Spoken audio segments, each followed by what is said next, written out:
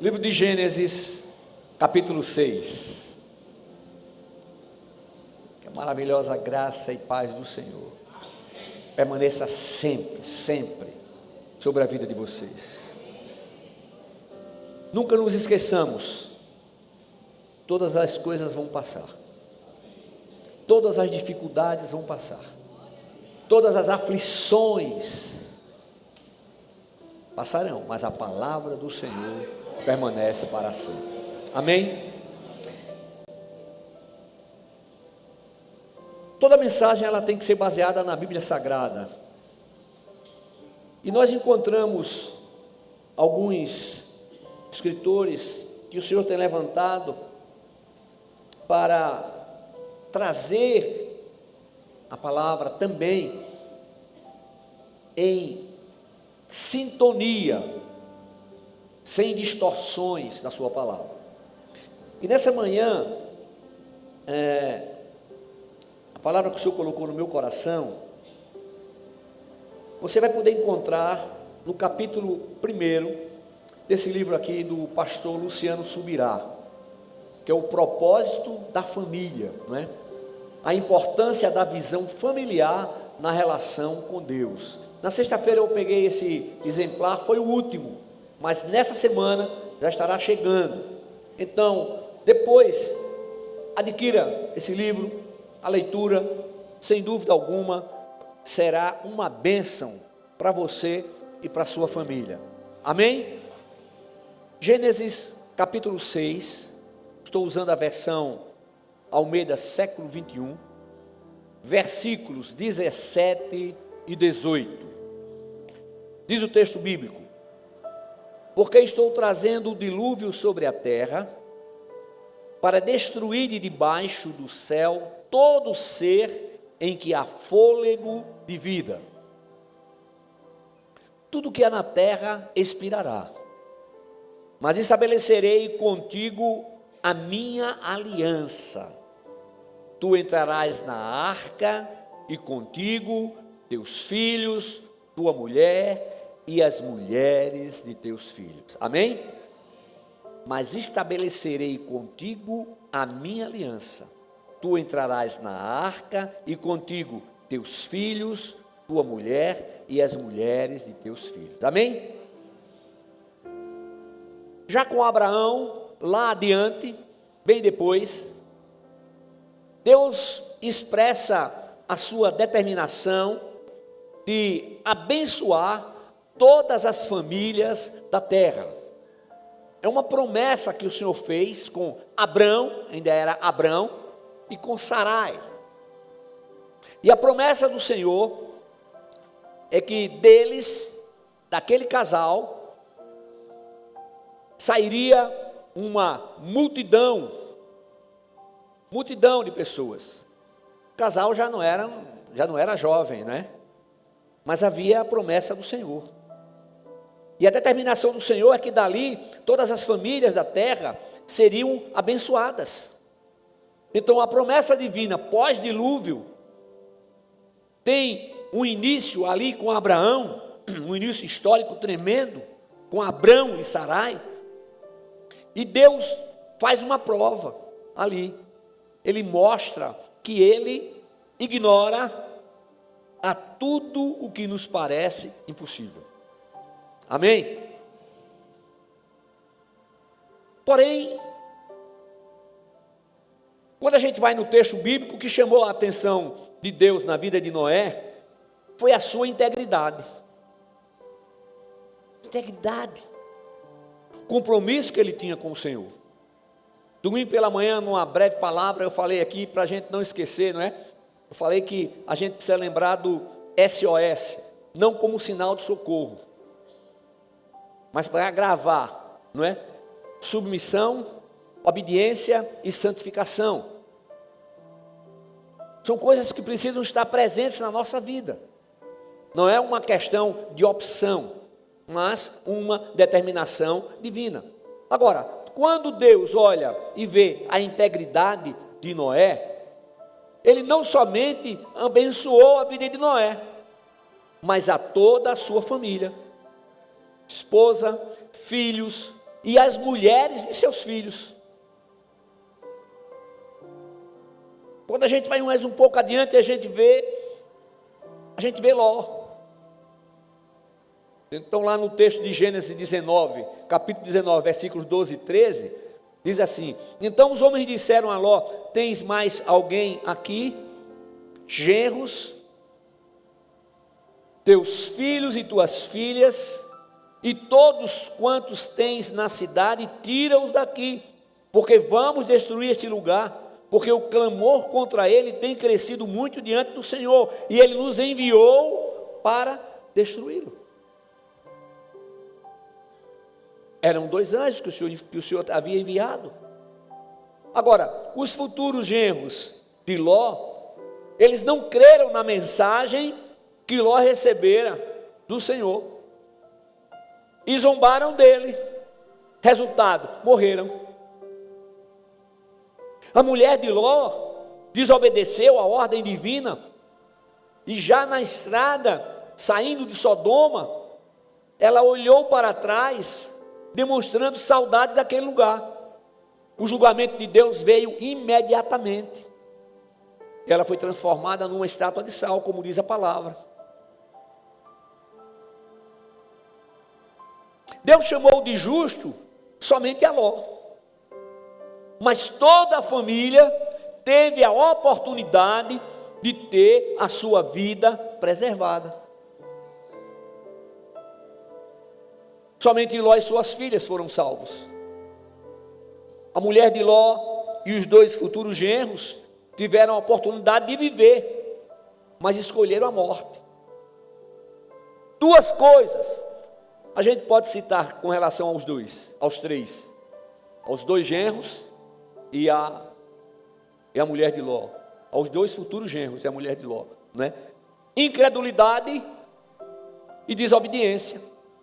Então a gente vê que são 2 coisas que precisam estar juntas. Se você crê, então vai estar junto o quê? A obediência. Mas aquele que não crê, a incredulidade traz também o quê? A desobediência. E os levaram à morte. Então a guerra contra a instituição família, ela tem sido intensificada. E assim continuará. A principal razão está no fato das promessas de bênçãos divinas para a família, para as famílias. E a família é importante para Deus. É através da família que a humanidade é abençoada. Aí mais um texto bíblico, ainda em Gênesis, no capítulo 1, versículos 27 e 28. E Deus criou o homem à sua imagem. A imagem de Deus o criou, homem e mulher os criou. Então Deus os abençoou e lhes disse: frutificai e multiplicai-vos, enchei a terra e sujeitai-a, dominai sobre os peixes do mar, sobre as aves do céu e sobre todos os animais que rastejam sobre a terra. Então Deus criou quem? Homem e mulher. A sua imagem, a imagem de Deus os criou. Então Deus abençoou e disse o quê? Frutificai.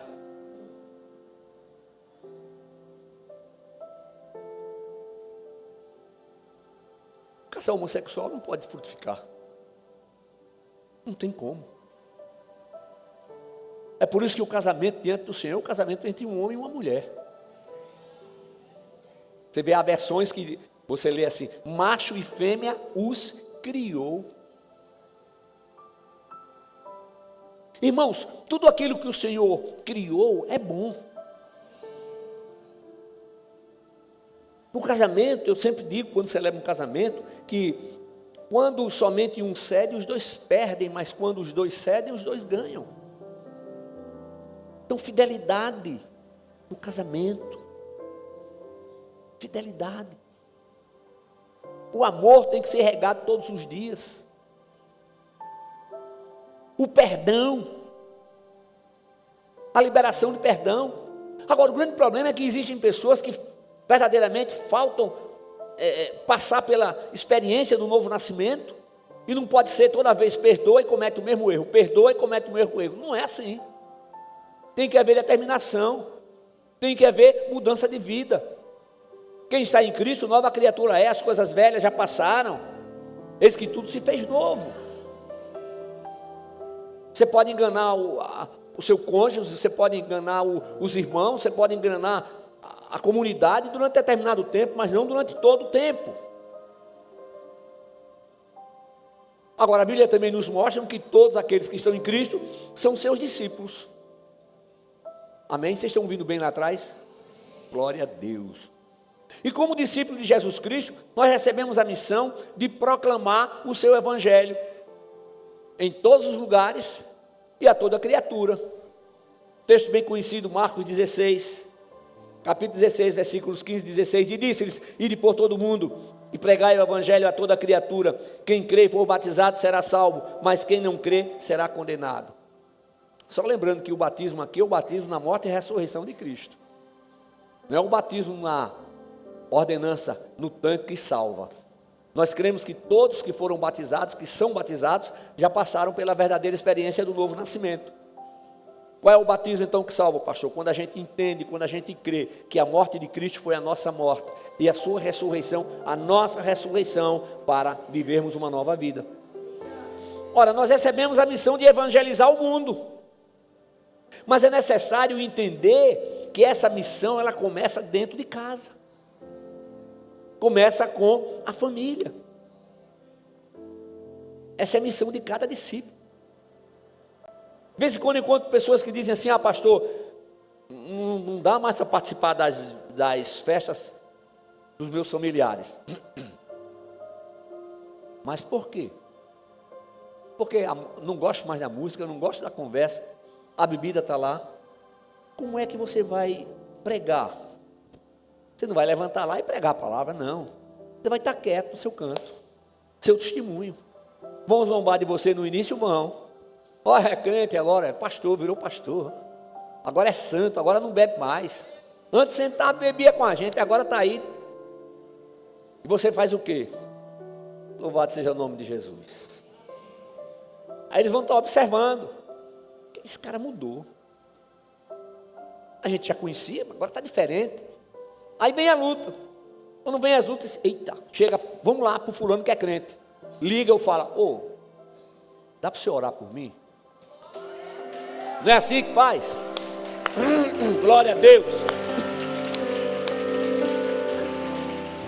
Aí eu disse assim: fala lá com o teu pastor, fala com os teus pastores, fala lá na igreja, para que orem por mim. Então não tem que se afastar não, tem que estar presente. Agora, uma conduta, uma postura diferente. Amém? Agora, a igreja, meus amados irmãos, a responsabilidade da criação dos filhos e a educação é dos pais, não é do Estado. Oh, meu Deus do céu. O Estado é tudo contrário, tá? Não é o mundo, é tudo contrário. Princípios contrários aos princípios divinos.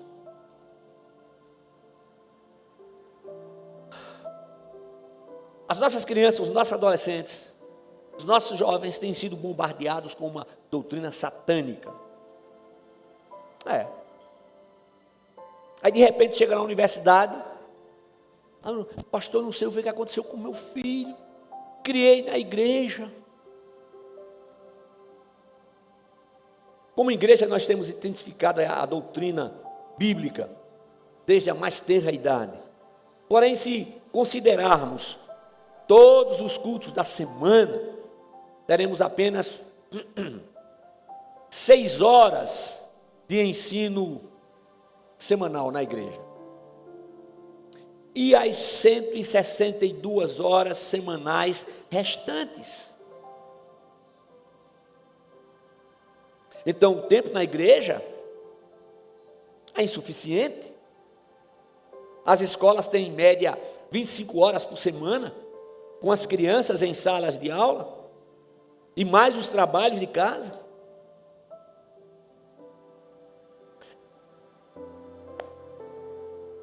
Você tem ensinado aos seus filhos?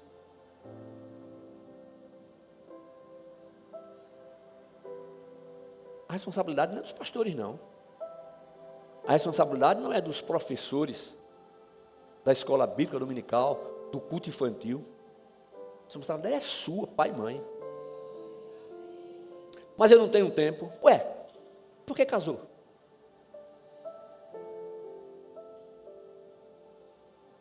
Você está parando para ver o que é que estão ensinando lá na escola aos seus filhinhos? Ou você chegar e dizer, não, peraí, não é assim não. Você está ensinando a palavra?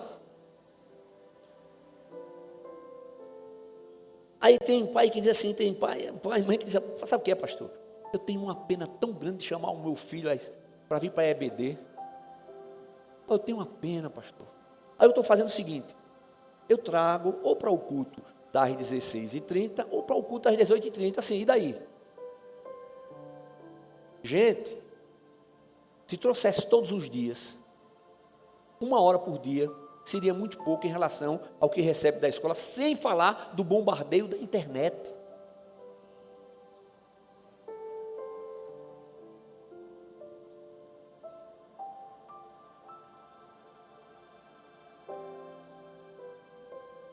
Eu fui acordava cedo para ir para eu e meus irmãos.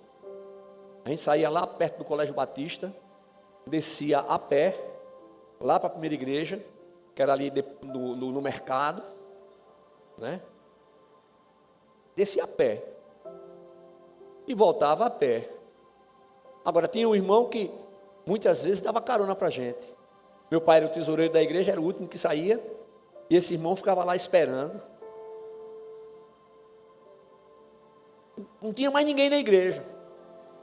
Quando a gente ia sair, ele pegava o carro dele, era um Jeep, levava a gente em casa, depois voltava para pegar a família. Eu não morri, meus irmãos não morreram, ninguém ficou traumatizado. Está aqui o pastor Murilo. Acordava cedo, ele, Mite, Suzane. Ali, Suzane. Mite mora em Gramado. Pena de trazer o filho e acordar para vir para a igreja. Mas amanhã cedinho você acorda para ele ir para a escola. Entendeu, irmão? Está entendendo? A responsabilidade que vocês têm como pais. Quando diz assim, ensina a criança no caminho que deve andar, e mesmo quando envelhecer não se desviará dele, certo. Mas você está ensinando em casa? Através do seu testemunho? Meu irmão, deixa eu falar uma coisa. Como é que você tem tratado a sua mulher? Trata bem com a educação ou perde a paciência com ela? Porque com o povo da rua você tem uma paciência tremenda. Com a tua esposa você não tem paciência.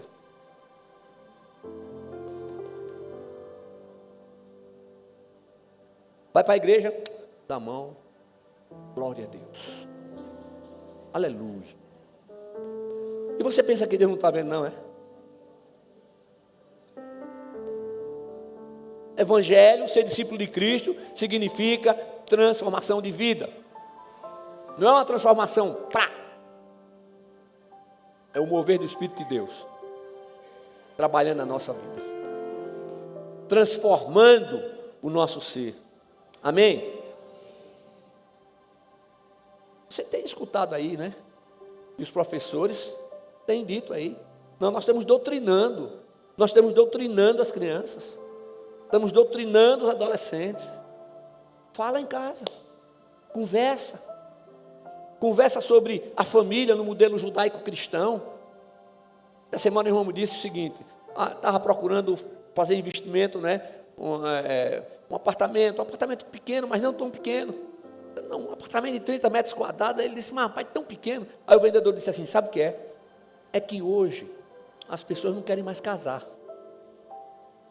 Elas querem ficar, cada um no seu lugar. Mas não é isso que a Bíblia ensina. Deixará o homem seu pai, sua mãe, se unirá a sua mulher, e serão os dois uma só carne. Amém? Eita Deus. O mais importante não é o dinheiro que você ganha, não é o conforto que se dá aos seus filhos, é a sua presença. o seu testemunho, o amor que você demonstra para com o seu cônjuge. Quando eu falei como é que, irmão, que você está tratando a sua mulher, também, meu irmão, como é que você está tratando o seu marido? Então você tem que tratar da maneira como você gostaria de ser tratado. Ô, gente, é fácil? Não, não é. Não é fácil. Está ali a minha namorada. Glória, não baixa a cabeça não, minha filha. Já botou a mão aqui e disse, lá vem ele. Oh, Jesus. Ali. Há dificuldade de momentos difíceis? Sim, claro que existe momento difícil.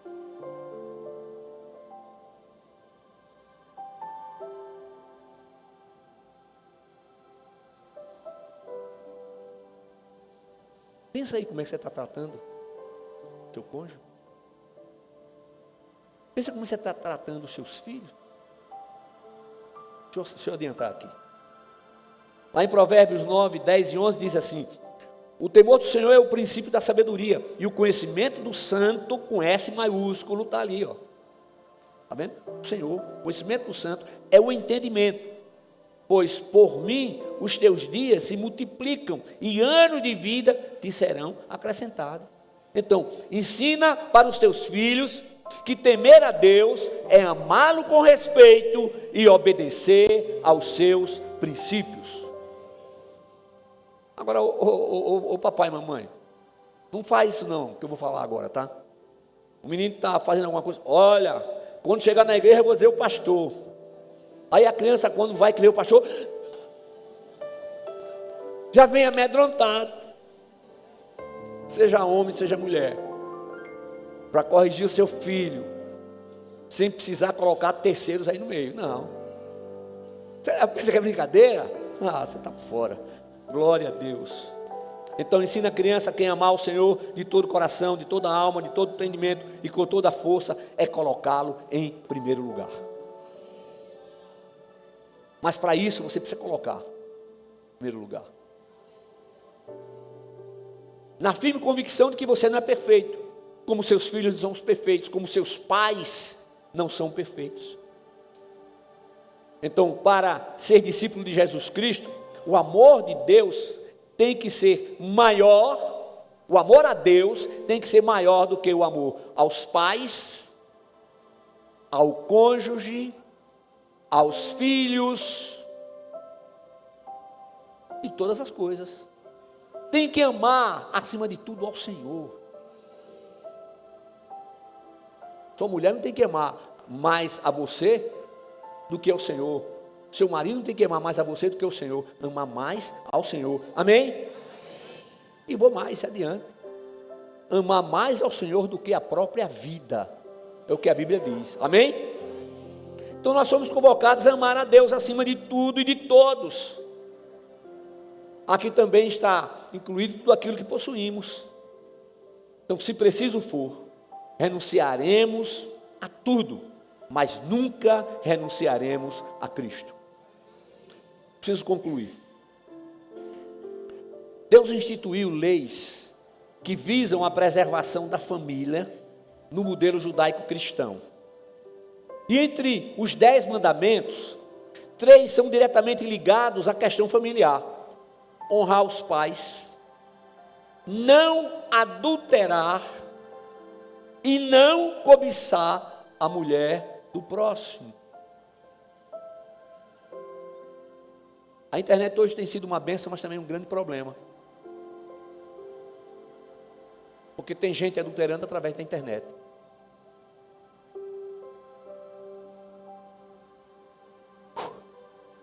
As Sagradas Escrituras estão repletas de ordens divinas ligadas à vida em família. E esses mandamentos, se obedecidos, trarão bênção sobre a vida de quem os praticam. Amém? Último texto, Efésios 6, de 1 a 3.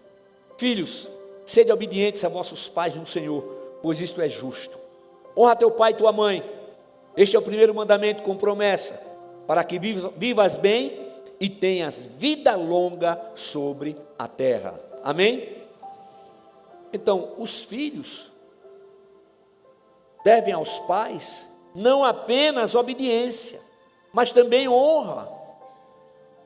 Com o casamento, então a obediência ela já saiu, mas fica a honra. Os filhos casam, o que é que nós pais podemos fazer? Orientá-los,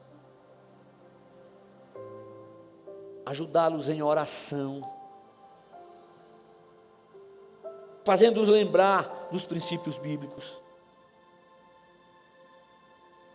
Nunca esqueça, família é projeto de Deus. A Bíblia nos ensina o quê? Que devemos, equipe do louvor, devemos vigiar e orar para não entrar em tentação. Então, igreja, vamos aplicar isso também com relação, não é, ao princípio da criação dos nossos filhos. Ô, gente, faz favor, a criança está aí com você, fica observando se ela está riscando aí, porque fura, risca. Isso aqui é nosso, não é meu, não é seu, né? Ensina a criança, ensina em casa, coloca os filhos para ter a responsabilidade deles em casa, fazer as coisas em casa. Irmãos, é assim. Olha, na minha época, né? Quase que não tem mais ninguém aqui na minha época. Glória a Deus. Eu vou fazer 69 anos. Homem não entrava em cozinha não, gente. Quando entrava muito era para chegar lá e dizer, o que é que tem aí? Dá uma beliscadinha, me dá um pedacinho aí. Lá em casa tinha a Luzia, o que é que está saindo hoje aí? Bota aí um pedacinho de carne para mim. Mas não entrava em cozinha não. Graças a Deus que hoje é diferente. Amém? Graças a Deus que hoje é diferente, né? Vejo os meus netos, vão lá, preparam as coisas. Eu estou até aprendendo, né? Apesar de que quando casei, eu disse para minha mulher, me ensina. Ela disse, não, era a tua mãe que tinha que ter ensinado. Eita Deus. Era para ajudar, mas hoje eu já ajudo, já estou olhando, né? Semana passada eu vi lá na internet, fui olhar como é que prepara um macarrão. Tão simples, né? Eu nunca tinha preparado, Fui lá e peguei toda a orientação e fiz lá a macarronada e estava uma delícia. Glória a Deus. Quando eu era adolescente, a gente morava em Recife, e aí eu aprendi a fazer um negócio lá de um bolo. Era um pão, aliás, ficava um pão bonito assim, ó. E aí estava só lá no apartamento, não tinha mais quase nada para comer. Tinha comida, mas não tinha o que eu queria, né? Aí eu fui fazer o pão. Aí eu saí substituindo. Dizia assim, farinha de trigo, eu digo, bota maisena. Não sei o quê. Aí eu fiz. Olha, irmão, ficou um pão lindo, pão. Eu mal deixei o pão esfriar. Quando eu fui colocar a faca para partir o pão, quem disse que a faca partiu o pão? Eu tinha 13 anos de idade. Eu me lembro que depois de todas as tentativas, eu não consegui partir o pão. Eu pegava o pão assim e jogava no chão. Pá! O pão pulava e caía do lado lá inteiro. Porque tem que ser aquilo que está correto. A aparência pode ser uma boa aparência, mas o objetivo principal, que era o alimento, não vai servir. Por quê? Porque substituir aquilo que fazia parte da receita. A vida pode ter uma aparência muito boa, a família pode ter uma aparência excelente, mas se não tiver seguindo a receita bíblica, terá problemas. Amém? Nós estamos no mundo, mas não somos do mundo. Nunca esqueçam que a pregação mais importante é o exemplo. O exemplo dos pais. Exemplo dos pais. Nunca você vai encontrar a perfeição. Nunca. Nunca.